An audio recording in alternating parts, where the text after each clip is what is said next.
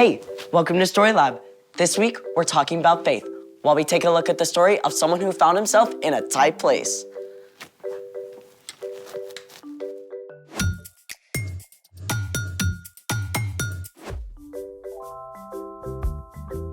Hey, I'm Skylar. And I'm Sebastian. We're talking about faith, which is trusting in what you can't see because of what you can see. I see something really cool. What's even more cool is what you can make with these. Well, what are they? Mosaic tiles. Oh, for like stepping stones and stuff. Or for some of the most amazing art in the world. Let's move. This is Parc Güell in Barcelona, Spain.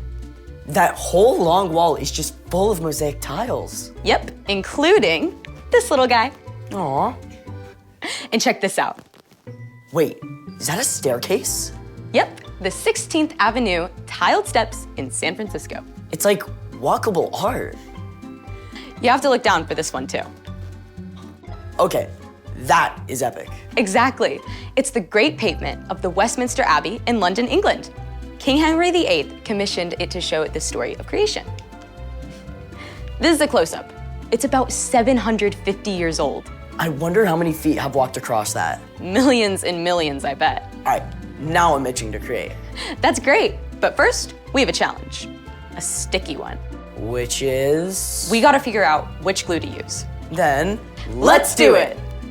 So what have we got here? Exhibit A, your classic school glue. Exhibit B, hot glue. You need to stick with a grown-up to use a hot glue gun.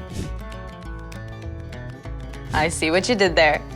And Exhibit C, super glue. Grown-up alert number 2.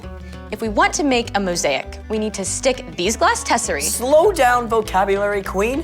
Tesserae? Tesserae, a small tile, glass, or other material used in the construction of a mosaic. That's better.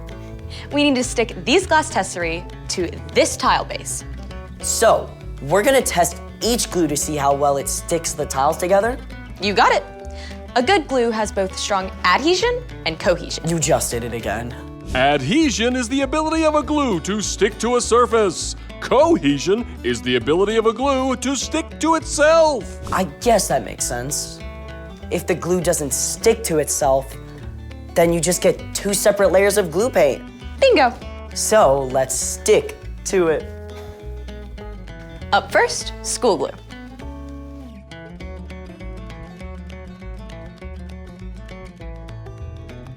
Hot glue's ready. There we go. Okay. And finally, super glue.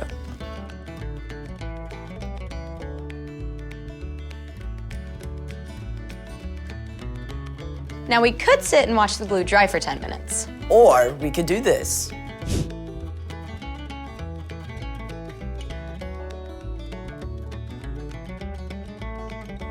Now I'm gonna see if I can pop them off with a little pressure. Nope. Oh. Nope. School glue down. We still have hot glue and super glue in the running. Now we try greater pressure to pry them off. Nope. Nope. I guess we have a tie. Looks like they both stuck it out. I'm ready to get my mosaic on. But first, it's time for... The story before the story. Today, we're in the book of Acts, which tells us the story of the early church. But before Acts, way back in the very beginning, out of a deep, deep love, God made an amazing world. But when people turned away from God, the world was broken. God made a plan to draw people back into relationship. So, at the right time, God sent Jesus, God's very own son, to live among us. Jesus gave up his life and was killed. But on the 3rd day, he rose to life. After Jesus returned to heaven, the early church grew quickly, with the help of God's Spirit. When the believers faced trouble in Jerusalem, many of them scattered to other places, taking the news of Jesus everywhere they went. But other believers still remained in Jerusalem. Which is where our story starts. Take it away. Hi everyone, I'm Erica.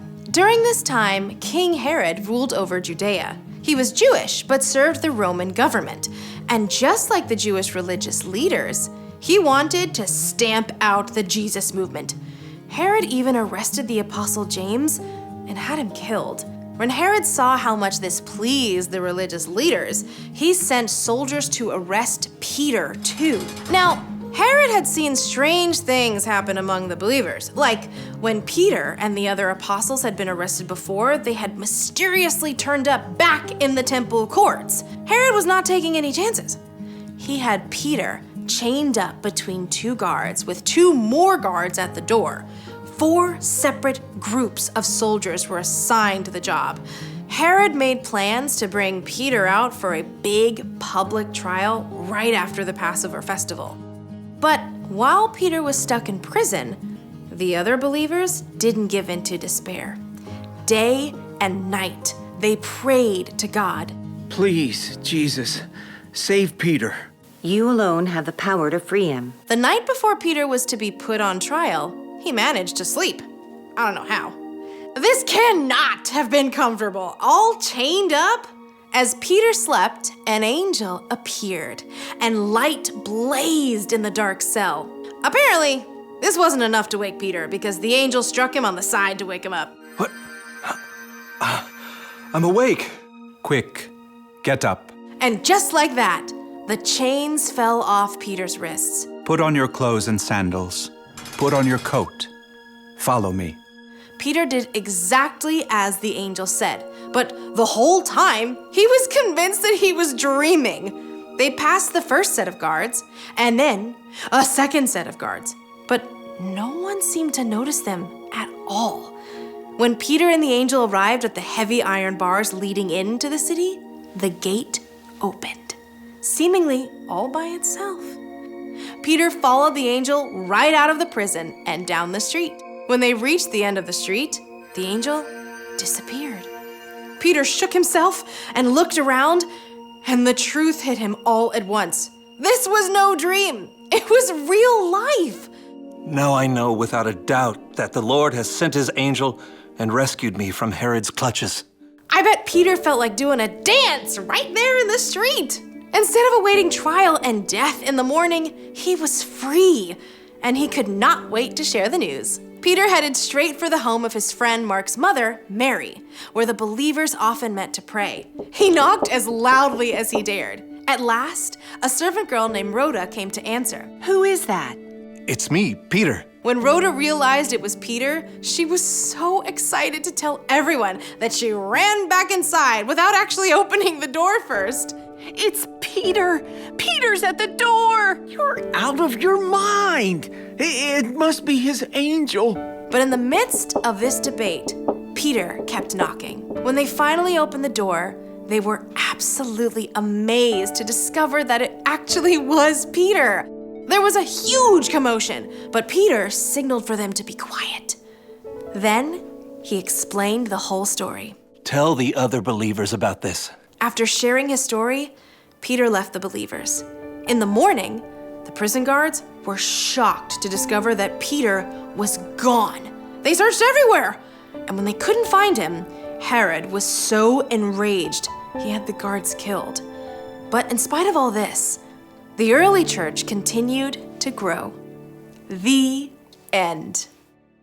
I bet Rhoda got teased for a long time about leaving Peter at the door. You pray so hard for something, but sometimes it can still be a surprise when you actually get it.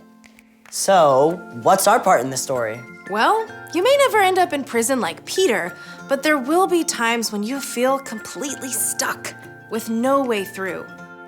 Maybe you've studied and studied, but you just can't seem to understand math. Or you've been trying really hard to be kind to your younger sister, but every time she bugs you, you can't help from snapping at her. I remember when I started at my new school, it was really hard for me to make new friends. I felt so alone. It's tough feeling stuck. But when you're in a place like that, you can be certain of one thing. No matter how frustrated or alone you feel, God is right there with you.